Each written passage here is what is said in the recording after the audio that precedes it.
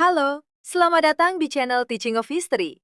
Di sini, kita akan membahas sejarah dengan cara yang berbeda. Dan hari ini, kita akan bahas sesuatu yang sangat dekat dengan kita. Kenapa bahasa di dunia bisa berbeda-beda? Coba kamu pikirkan. Kenapa orang Indonesia, Jepang, dan Amerika punya cara bicara yang benar-benar berbeda? Padahal, kita semua sama-sama manusia. Jawabannya dimulai dari ribuan tahun yang lalu. Dulu, manusia tidak hidup seperti sekarang. Tidak ada negara, tidak ada batas wilayah yang jelas. Manusia hidup dalam kelompok kecil, berpindah-pindah mencari tempat tinggal dan makanan. Seiring waktu, kelompok-kelompok ini mulai terpisah. Ada yang pergi jauh ke utara, ada yang ke selatan, ada yang terpisah oleh laut, gunung, dan hutan. Dan saat mereka terpisah, mereka mulai menciptakan cara bicara mereka sendiri. Awalnya mungkin sama, tapi lama-kelamaan berubah. Cara mengucapkan kata jadi berbeda. Makna kata mulai bergeser. Dan muncul kata-kata baru yang hanya dimengerti oleh kelompok mereka sendiri. Bayangkan, seperti permainan bisik-bisik. Satu kalimat yang sama, jika diteruskan dari orang ke orang, akan berubah sedikit demi sedikit.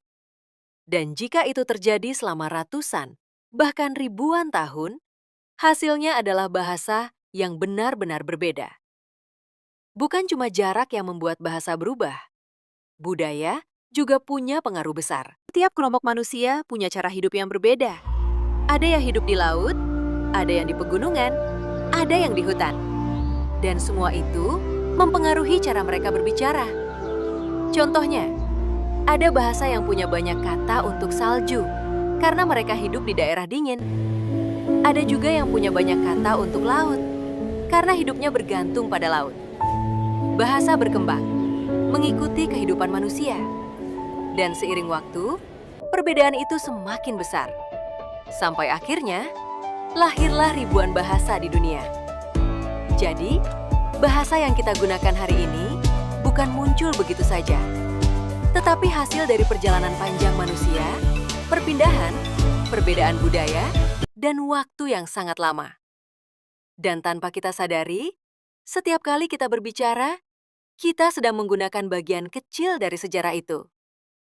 Terima kasih sudah mendengarkan sampai akhir. Sampai jumpa di konten berikutnya. Karena masih banyak hal sederhana di sekitar kita yang ternyata menyimpan cerita luar biasa. See you and take care.